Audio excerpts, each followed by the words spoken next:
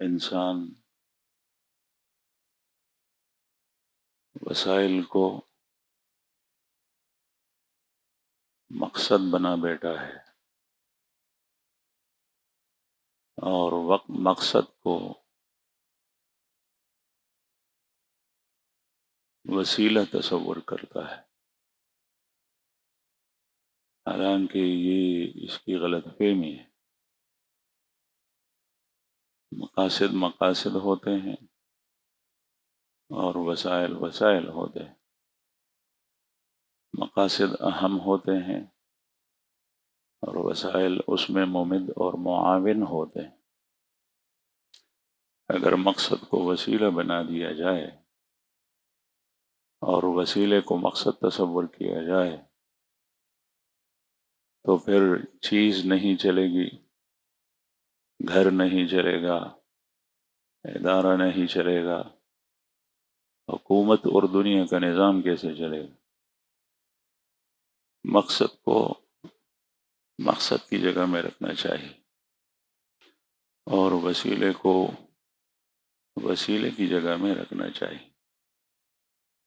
اس دنیا کے اندر جس میں ہم جی رہے ہیں، اللہ جل شانہ نے مختلف مخلوقات بنائی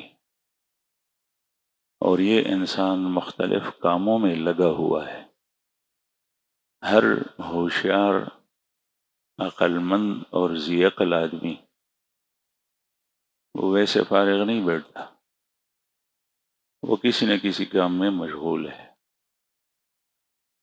لیکن یہ فرق بہت کم لوگ کرتے ہیں کہ میرے جینے کا مقصد کیا ہے اور اس مقصد کو میں نے کہاں تک حاصل کیا ہے۔ اس میں غلط فہمیاں ہیں، لوگوں کی رائے مختلف ہیں، لیکن قرآن کریم ببانگ دہل اونچی آواز سے اعلان کرتا ہے اور اللہ کا کلام شروع سے لے کر آخر تک وہ اسی کو بتلاتا ہے کہ انسان کا مقصد تخلیق کیا ہے۔ بعض جگہ صراحتاً اور پورے قرآن میں دلالتاً اشارتاً، چنانچہ صراحتاً قرآن کریم میں اللہ پاک کا ارشاد ہے وَمَا خَلَقْتُ الْجِنَّ وَالْإِنسَ إِلَّا لِيَعْبُدُونَ، ہم نے انسانوں اور جنوں کو صرف اور صرف اپنی بندگی کے لیے پیدا کیا ہے۔ یہ صرف اور صرف میں اپنی طرف سے نہیں کہہ رہا، یہ قرآن کریم کی اس آیت ہی میں ہے۔ اس آیت کریمہ میں ایک ماں ہے اور ایک اللہ ہے۔ عربی کلام میں جب ماں نافیہ کسی جملے کے ابتدا میں آ جائے اور اس کے بیچ میں اللہ آ جائے تو یہ حصر پر دلالت کرتا ہے، اور حصر کا مطلب یہ ہے کہ یہ کام اسی چیز کے لیے ہے اور یہ چیز اسی کام کے لیے ہے۔ کبھی حصر جانب واحد سے ہوتا ہے، کبھی جانبین سے ہوتا ہے۔ وَمَا خَلَقْتُ الْجِنَّ وَالْإِنسَ إِلَّا لِيَعْبُدُونَ، ہم نے جن و انس کو صرف اور صرف اپنی مقصد، اپنی عبادت کے لیے پیدا کیا ہے۔ تو جن و انس دنیا میں ان کی رہائش اور ان کی تخلیق یہ محصور ہے اللہ کی بندگی پر۔ ہاں، اللہ کی بندگی اس کے علاوہ دوسری مخلوق بھی کرتی ہے، فرشتے بھی کرتے ہیں، حیوانات بھی کرتے ہیں، پرندے بھی کرتے ہیں، شرن بھی کرتے ہیں، درند بھی کرتے ہیں، سارے کے سارے اللہ کی بندگی کرتے ہیں۔ اللہ کی بندگی اسی انسان میں محصور نہیں، اور انسان کا جینا یہ اللہ کی بندگی میں محصور ہے، اس کے علاوہ اس کا اور کوئی کام نہیں۔ آپ سوچیں گے کہ پھر انسان تو بہت سارے کام کرتا ہے، یہ دنیا میں تجارت کرتا ہے یا خلافت کرتا ہے، اس نے تعلیمی ادارے کھولے ہوئے ہیں، یہ بہت کچھ کرتا ہے۔ اللہ کی بندگی سے مراد کیا ہے؟ آج کل اس کو ملائیت کہتے ہیں یا صوفیت کہتے ہیں یا ملا ازم کہتے ہیں۔ یہ قرآن پاک میں یہ نام نہیں ہے، لوگوں کو بنایا ہوا ہے۔ لیکن ملائیت اور ملائزم میں تھوڑی سی تحقیر ہے، اس کو بہت ہلکا اور حقارت کی نظروں سے دیکھا جاتا ہے تو یہ لفظ استعمال ہوتا ہے، ملائیت اور صوفی ازم، صوفیت وغیرہ وغیرہ۔ حالانکہ ملائیت اس بندگی کا دوسرا نام ہے، لیکن یہ کسی اور نے رکھا ہے۔ بندگی عربی زبان میں، فارسی زبان میں کہتے ہیں، اور قرآن کریم کی زبان میں اس کو عبادت کہتے ہیں۔ اس کے دو حصے ہیں، ایک وہ ہے جو براہ راست اللہ جل شانہ کی عظمت اور عبادت ہے۔ دراصل عبادت اس کو کہتے ہیں کہ بندہ اللہ جل شانہ کے سامنے انتہائی تذلل اور اپنی ذلت اور تذلل اور حقارت کا اظہار کرے، اور جس وقت یہ تذلل اور حقارت اپنی کا اظہار کرتا ہے، اسی وقت وہ اس رب کو جس کے سامنے یہ کرتا ہے اس کو بہت بڑا اور عظیم سمجھتا ہے۔ اس کا نام ہے بندگی۔ یہ دو چیزیں ضروری ہیں، جس کی بندگی کرتا ہے اس میں کبریائی اور عظمت ضروری ہے، اور بندگی کرنے والے میں تذلل، اپنی ذلت، وہ ضروری ہے۔ اگر اس میں تذلل نہ ہو تو یہ بندگی نہیں، اور اگر اس کی ذات کی کبریائی نے سمجھتا تو یہ بندگی نہیں۔ یہ دونوں چیزیں بہت ضروری۔ اس کائنات کے اندر پھر اللہ جل شانہ کے علاوہ کوئی عظیم ذات اور کبریائی والا نہیں۔ آپ اللہ جل شانہ کا ارشاد ہے، حدیث مبارک میں ہے، الکبریا اور ردائی، بڑائی، کبریائی، عظمت، یہ میری چادر ہے، جو اس چادر کو مجھ سے چھیننے کی کوشش کرتا ہے کہ میں اس کے ساتھ لڑتا ہوں۔ الکبریا اور ردائی، اور ردا کسے کہتے ہیں؟ اس چادر کو کہتے ہیں کہ جس سے انسان اپنے جسم کو ڈھانپتا ہے۔ عرب لوگ دو چادر استعمال کرتے تھے، ایک ازار نیچے کے لیے اور ایک ردا اوپر کے لیے۔ اوپر کی چادر، نیچے کی چادر عورت چھپانے کے لیے، اوپر کی چادر گرمی سے بچنے کے لیے، سردی سے بچنے کے لیے، اور بقیہ جسم اگرچہ وہ مرد کے لیے عورت نہیں ہے، عورت کے لیے عورت ہے، مرد کے لیے عورت تو نہیں ہے، لیکن مرد اس کو کھلم کھلا لے کر جو ہے وہ عام معاشرے کے اندر چل پھر نہیں سکتا، اپنے کام کاج نہیں کر سکتا، وہ اس کو چھپانے کی کوشش کرتا ہے، اس سے اس کی بے عزتی ہوتی ہے، وہ برا نظر آتا ہے، اور جب وہ قمیص اور چادر پہنے ہوئے اوپر کی تو اس سے وہ معزز لگتا ہے، اچھا نظر آتا ہے۔ اس لیے جو لوگ آج کل وہ لباس پہنتے ہیں جس سے ان کا جسم اوپر والا بھی پورا کا پورا نہیں ڈھکتا، تو یہ عزت کا لباس نہیں ہے، یہ زینت کا لباس نہیں ہے۔ اس کو لوگ سمجھتے ہیں، پھر معاشرے میں آ کر شرٹ پہنا ہوا ہے، اس کے آستین نہیں ہے اور اس کے نیچے والے دامن نہیں ہیں، لیکن وہ کسی جمگٹے میں، شادی کے موقع پر، غمی کے موقع پر، کسی اجتماع میں، جمعے کی نماز میں، جماعت کی نماز میں، عید کی نماز میں وہ آیا ہے، یہ عزت کا لباس نہیں ہے۔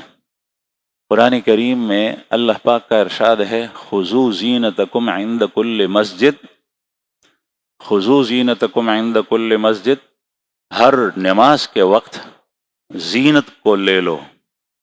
اور زینت سے مراد مفسرین کہتے ہیں، زینت سے مراد کوئی کانوں کے اندر بالیاں ڈالنا نہیں ہے، اور گلے کے اندر لاکٹ اور ہار پہننا نہیں ہے، بلکہ زینت سے مراد یہ ہے کہ جس سے آپ اچھے لگے۔ پختو کی منگو ہوئی جو سڑے پکے درن لگی، معزز پکے لگی، محترم پکے لگی، سپک پکے نہ لگی۔ اور زینت یہ ہے، اب میں آپ کو بتا رہا ہوں کہ شرٹ کے بجائے قمیص میں جس کے آستین یہاں تک ہو اور جس کے دامن ہو، یہ زینت ہے۔ شرٹ میں زینت نہیں ہے، پتلون میں زینت نہیں ہے، شلوار کے اندر زینت ہے، کرتے کے اندر زینت ہے، سر کو چھپانا یہ زینت ہے۔ میں بغیر سر چھپائے آپ کے سامنے کرسی پہ بیٹھوں تو میرے لیے بیٹھنا جائز ہے، کوئی فرض اور واجب نہیں ہے، لیکن آپ سمجھیں گے کہ یہ اس کے ساتھ یہ اچھا نہیں لگتا، دا درون لباس نہ دے، دا سڑے سپخ کاری۔ اس لیے نماز کے اندر ٹوپی ہوتے ہوئے اس کو دور پھینکنا اور عجیب حالت اپنی بنانا، آستین چڑھانا، یہ آپ زینت کے خلاف کر رہے ہیں۔ بعض چیزیں فرض نہیں ہوتی، واجب نہیں ہوتی، وہ اولا ہوتی ہے، مستحب ہوتی ہے، وہ مباح ہوگی، لیکن قرآن کریم میں اشارتاً وہ ثابت ہے۔ آپ جتنا اپنے آپ کو وہ سمجھتے ہیں کہ جس طریقے سے کسی جرگے کے اندر جماعت میں بیٹھنے کو آپ اس لباس میں پسند کرتے ہیں، آپ نماز کے وقت بھی یہ پہنیں۔ بہرحال میں یہ عرض کر رہا تھا کہ ایک قرآن کریم میں جس بندگی کا ذکر ہے، تو ایک بندگی تو وہ ہے کہ آدمی ایسا عمل کرے جس میں اس کی تذلل، انتہا درجے کی عاجزی اور اللہ جل شانہ کی عظمت وہ، اس لیے نماز خالصتاً اللہ کے لیے ہوتی ہے، اللہ کے علاوہ کسی اور کے لیے نہیں ہوتی، اس لیے کہ بندگی صرف اللہ کی ہے، کسی اور کی نہیں۔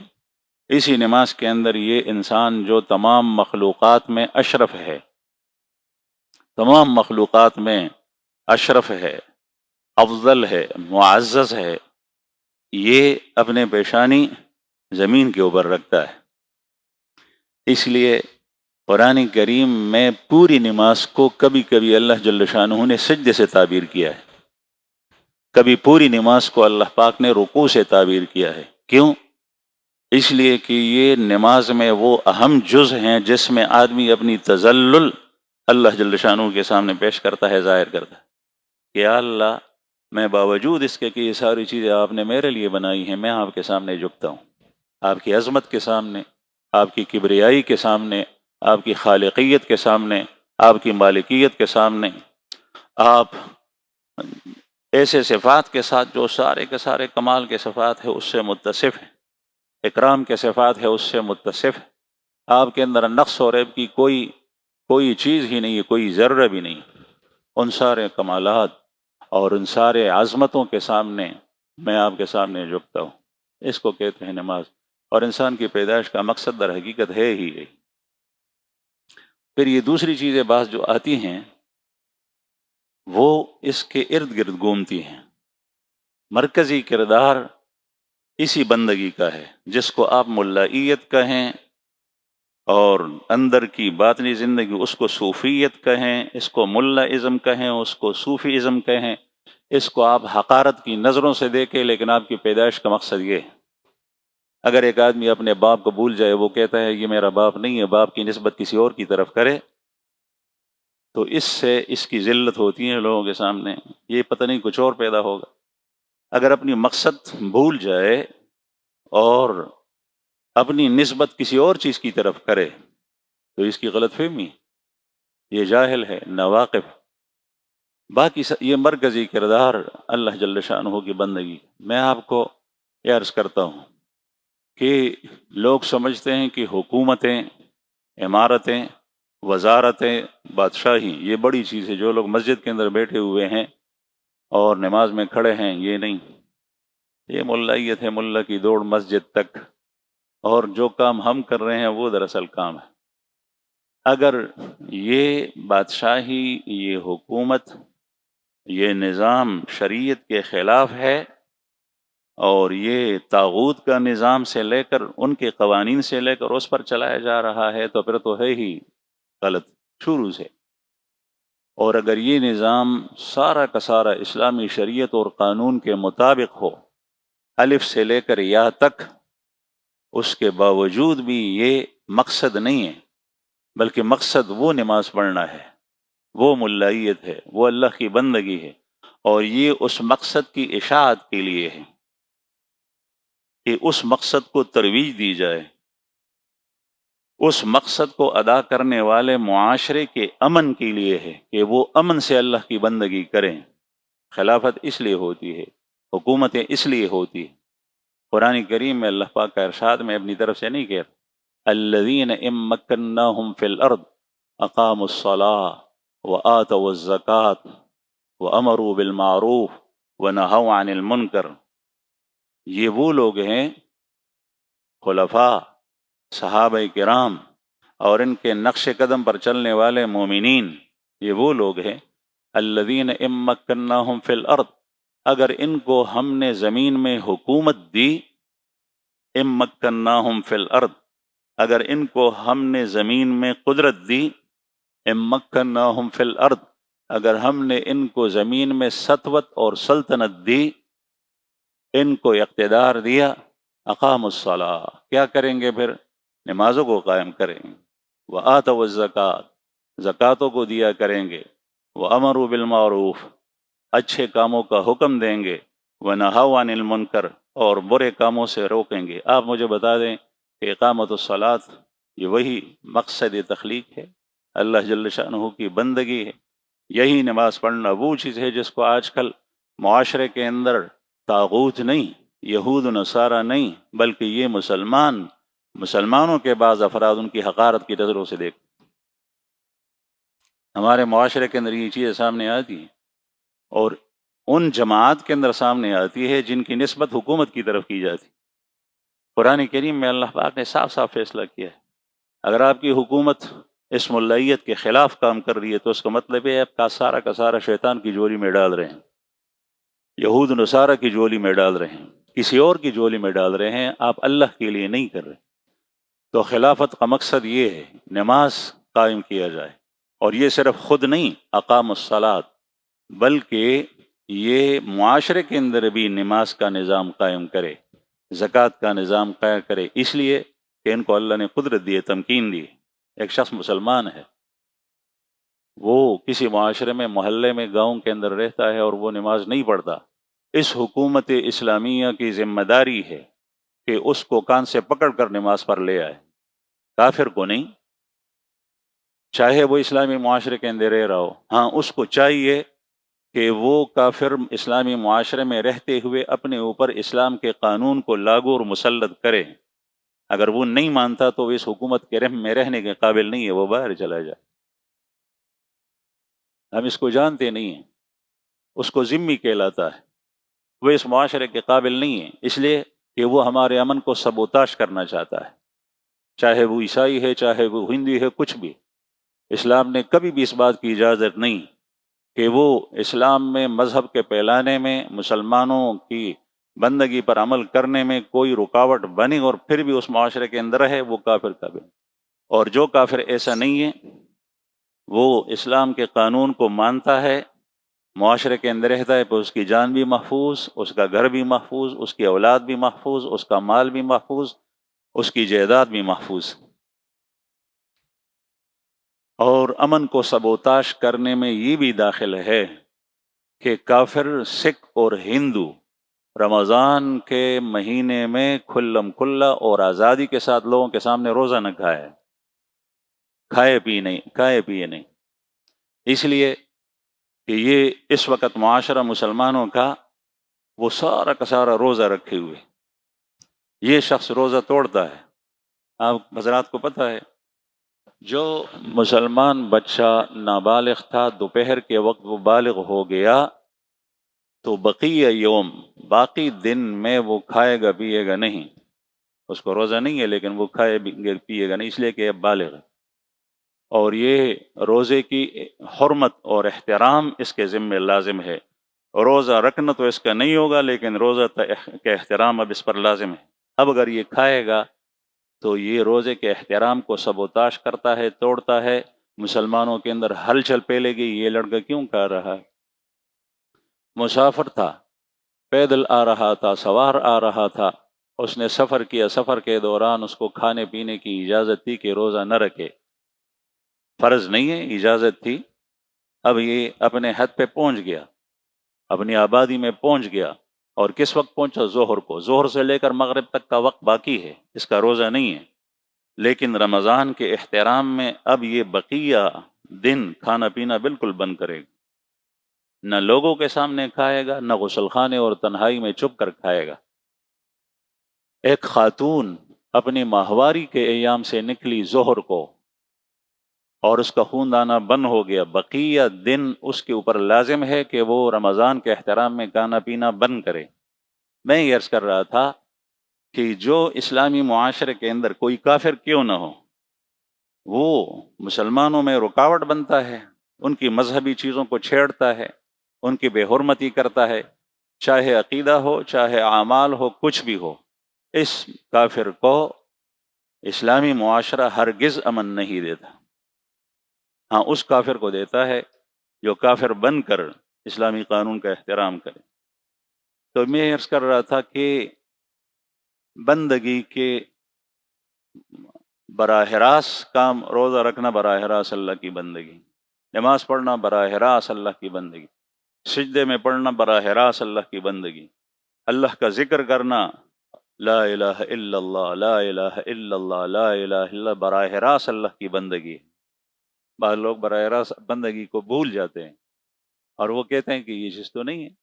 قرآن کریم کی تلاوت اللہ جل شانہ کے تقرب کا ذریعہ ہے، باقی چیزیں خلافت، یہ بندگی میں معید اور معاون ہے، اس کو پھیلانے کے لیے، اس کو پھیلانے کے لیے، اشاعت کے لیے۔ نماز نہیں پڑھتا، نماز پڑھے گا، مسلمان ہے، چوری کرتا ہے تو چور کو پکڑ کر اس کا ہاتھ دایاں کاٹا جائے گا تاکہ باقی معاشرہ امن سے اللہ کی بندگی کریں۔ اگر وہ اپنے دکان کے بارے میں، اپنے گھر کے بارے میں، اپنے مال کے بارے میں فکر مند ہے، وہ مسجد میں آ کر نماز کیسے پڑھے گا؟ یہ اس حکومت کی ذمہ داری ہے کہ یہ امن قائم کرے۔ اس لیے فرمایا الذین مکناہم فی الارض اقاموا الصلاۃ، یہ نماز قائم کریں گے، وآتوا الزکوٰۃ، اور زکوٰۃ دیں گے، اور جو نہیں دیتے ان سے زبردستی لیں گے۔ آپ صلی اللہ علیہ وسلم نے یہ ساری چیزیں ہمیں عملی طور پہ بتائی۔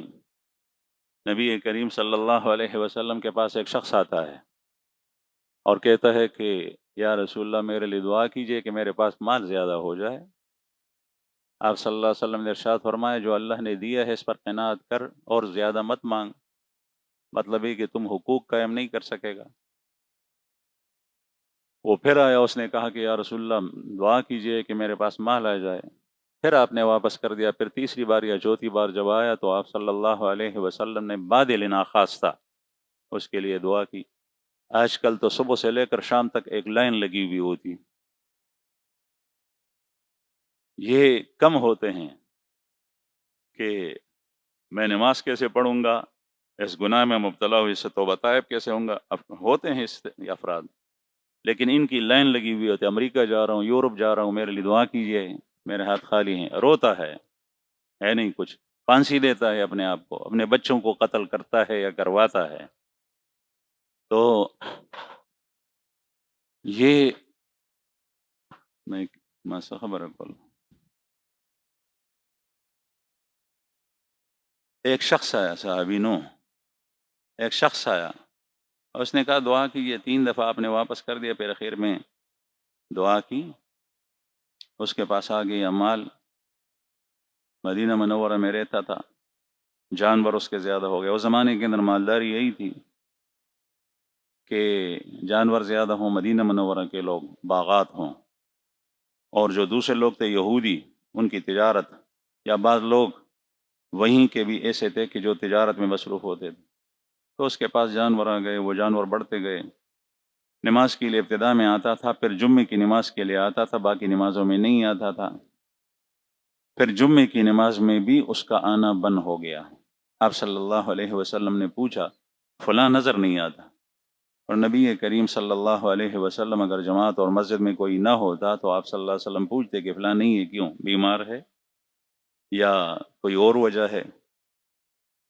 صحابہ کرام نے عرض کیا کہ یا رسول اللہ اس کے پاس مال بہت زیادہ آیا تھا، ابتدا میں تو مدینہ منورہ میں آتا تھا، لیکن ابھی یہاں سے باہر گیا ہے تو اب جمعے میں بھی نہیں پہنچتا ہے۔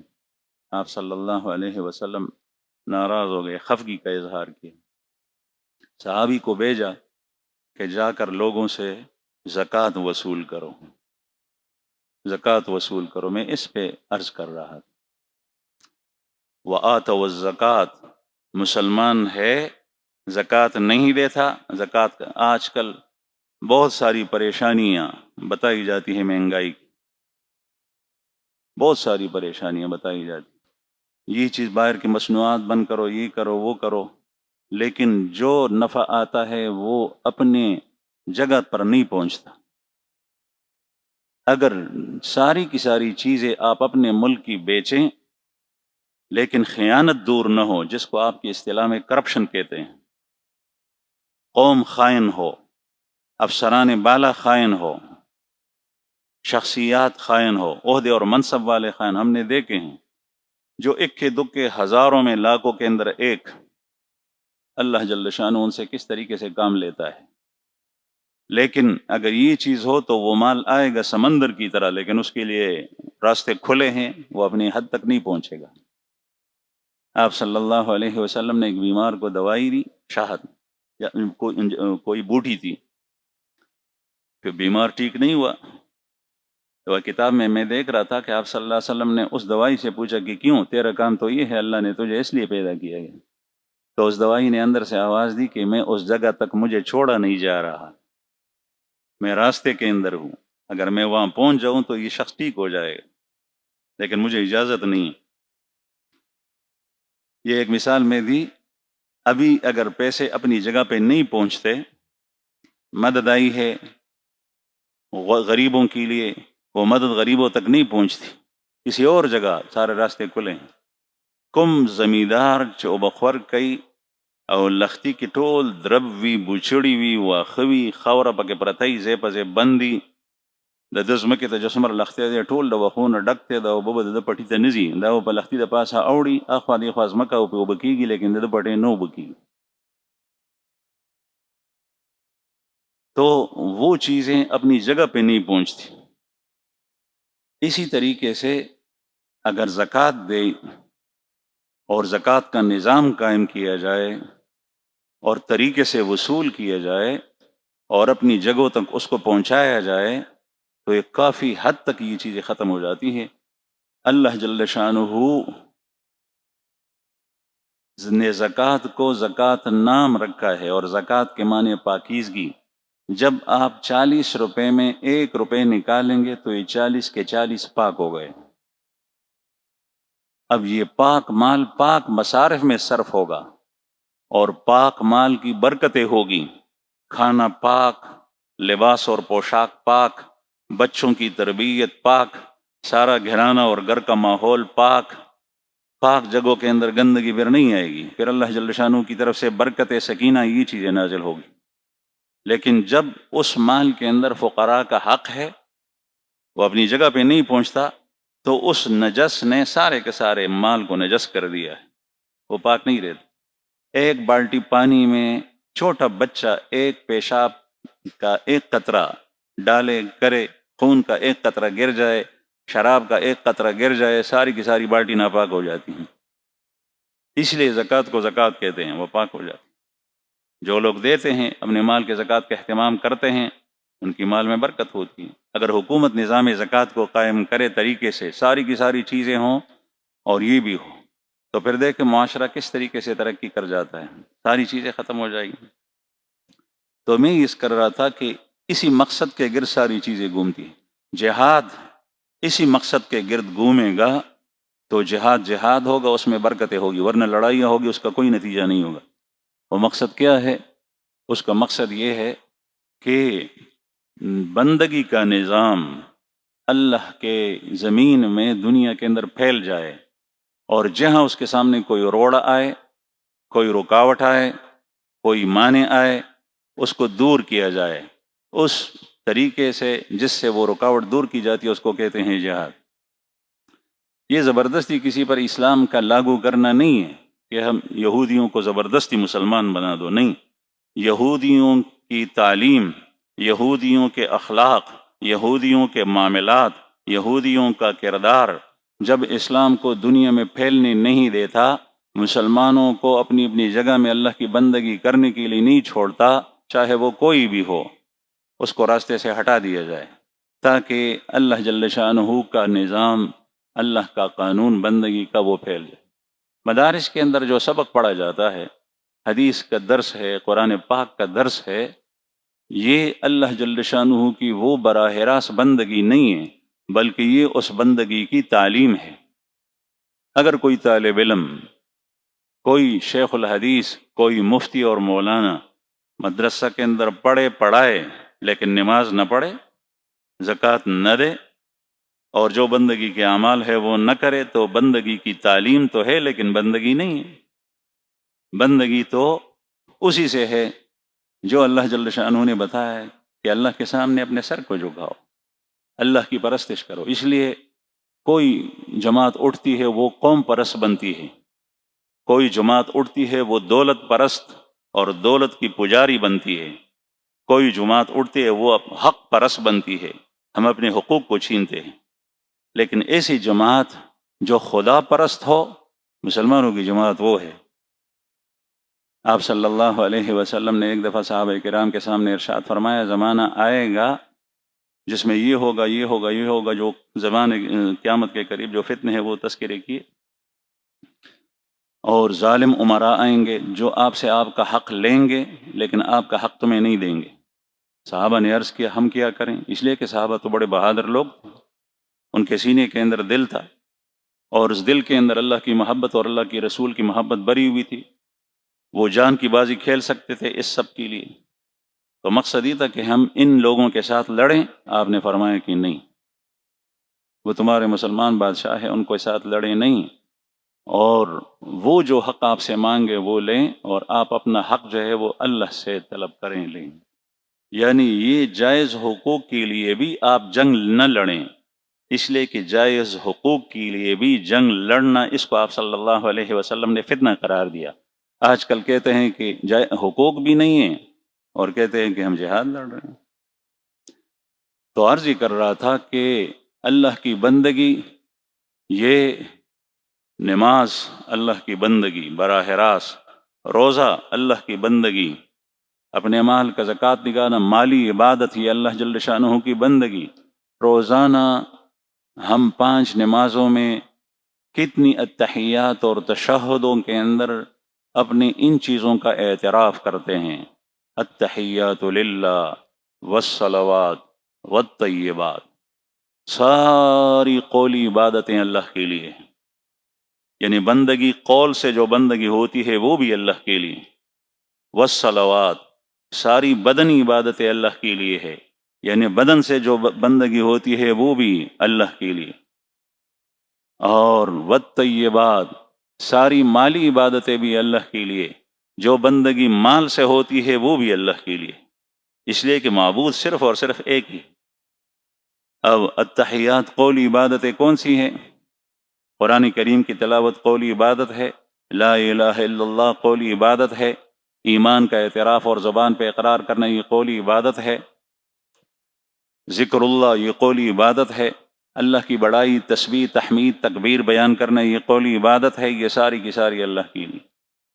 والصلوات، بدنی عبادتیں اللہ کے لیے ہے، رکوع، سجدہ، تشہد، قیام یہ بدنی عبادت، خانہ کعبہ کا طواف کرنا یہ بدنی عبادت ہے، صفا اور مروہ کے درمیان سعی کرنا، دوڑ لگانا یہ بدنی عبادت ہے۔ ویسے دوڑ لگانا عام طور پہ دوڑ لگاتے ہیں تو اگر ورزش کے لیے لگاتے ہیں تو ایک مباح چیز ہے، اگر ویسے فضول لگاتے ہیں تو لوگ ہنستے ہیں کہ یہ کیا کہہ رہا ہے، لیکن یہاں یہ عبادت ہے۔ عرفات پر وقوف یہ اہم رکن ہے حج کا، یہ عبادت ہے، یہ بدنی ہے، انسان کا خون پسینہ ایک ہو جاتا ہے، اتنی تکلیف ہوتی ہے، مصیبتیں ہوتی ہے، بڑے بڑے پاپڑ جیلتا وہ بیلتا ہے، اور اس کا مقصد صرف اور صرف یہ ہوتا ہے کہ میرا رب مجھ سے راضی ہو جائے، یہ ساری کی ساری بدنی عبادت۔ والطیبات، مالی عبادتیں بھی اللہ کے لیے ہیں، زکوٰۃ دیتے ہیں آپ، صدقہ دیتے ہیں، حج کے اوپر خرچ کرتے ہیں، جہاد میں خرچ کرتے ہیں، اور تعلیم پہ خرچ کرتے ہیں، دینی تعلیم، کتابیں لیتے ہیں، یہ ساری کی ساری، کسی بیوہ اور مسکین کو خیرات اور صدقے کے نام پر دیتے ہیں، یہ ساری کی ساری مالی عبادتیں یہ بھی اللہ کے لیے۔ تو عرض کر رہا تھا کہ مقصد حیات کو بھولنا نہیں چاہیے، اور مقصد کو انتہائی عظیم نظروں سے دیکھنا چاہیے۔ اگر کسی نے آپ کو کسی چیز کی نسبت دی کہ آپ ملا ہے اور ملا کی دوڑ مسجد تک، یا آپ صوفی ہے اور صوفی کا کام یہ ہے سر ہلانا، بس اس سے آپ اپنی صوفیت اور اپنی ملائیت کو چھوڑے نہیں، اس میں اور آگے بڑھ جائیں اور آگے بڑھ جائیں، اس لیے کہ میرا مقصد تخلیق ہی یہی ہے، مجھے اللہ نے پیدا اس لیے کیا ہے کہ میں اپنے ظاہر اور باطن کا اصلاح کروں، اللہ تعالیٰ سے مانگوں اور اس کے لیے جتنی کوشش کرنی چاہیے وہ کروں۔ آج کل فتنوں کے دور میں، اور جب سے دنیا آباد ہے، حضرت آدم علیہ السلام کے 2 زمانے سے لے کر قیامت تک، اگر انسان فتنوں سے، مصیبتوں سے، بلاؤں سے، شیطان سے، یہود نصارہ کے چنگل سے اور ہر قسم دشمن سے اپنے آپ کو بچانا چاہتا ہے، تو اس کا واحد طریقہ یہ ہے تعلق مع اللہ، جو اللہ کی بندگی کی صورت میں سامنے آتا ہے۔ آپ کی مسجد سے آپ کا تعلق مضبوط ہو، آپ کے اصلاحی حلقے سے آپ کا تعلق مضبوط ہو، اللہ کے ذکر سے آپ کا تعلق مضبوط ہو، اللہ کی عبادت سے آپ کا تعلق مضبوط ہو۔ جس وقت بھی آپ کے اوپر کوئی پریشانی آ جائے یا جو نعمت آپ کو حاصل ہو جائے، آپ ہر وقت اللہ کا شکر ادا کریں۔ کبھی آپ نے ہاتھ اٹھائے ہیں شکر کی ادائیگی کے سلسلے میں، اور کبھی ہاتھ اٹھائے ہیں مصیبت کے دور کرنے کے سلسلے میں۔ اللہ جل شانہ کی نعمت کبھی ہاتھ اٹھائے ہیں اپنے گناہوں پر رونے کے سلسلے میں۔ یہ ہے بندگی۔ انسان کی پیدائش کا مقصد یہ ہے۔ جو لوگ زندگی جی رہے ہیں، بسر کر رہے ہیں، اور دن پر دن گزرتے ہیں، مہینے پر مہینے گزرتے ہیں، سال پر سال گزرتے ہیں، ان چیزوں کا نام نہیں لیتے، یہ چیزیں نہیں کرتے، انہوں نے اپنے ساری زندگی اور پوری عمر کو ضائع کر دیا۔ اللہ جل شانہ ہمیں اوقات کے ضائع کرنے سے بچائے، اور اپنے مقصد کو بلانے سے اللہ پاک ہمیں بچائے، ہمیں اپنی پوری بندگی کا طریقہ ہمارے دلوں میں راسخ کرے بٹھائے، اپنا تعلق نصیب فرمائے، اسی پر ہمارا جینا ہو، اسی کے اوپر ہمارا مرنا ہو۔ قرآن کریم میں اللہ پاک کا ارشاد ہے وَلَا تَمُوتُنَّ إِلَّا وَأَنْتُمْ مُسْلِمُونَ، مت مرو لیکن حالت اسلام پہ مر جاؤ۔ پیغمبر اپنی اولاد کو نصیحت کرتے ہیں تو فرماتے ہیں وَلَا تَمُوتُنَّ إِلَّا وَأَنْتُمْ مُسْلِمُونَ، مت مرو لیکن اللہ کی بندگی پر مرو۔ اسلام اللہ کی بندگی۔ مسلمان وہ ہوتا ہے جو اللہ کا بندہ ہے۔ اگر اللہ کی بندگی نہیں کرتا تو وہ مسلمان نہیں ہے، وہ نام کا مسلمان ہے۔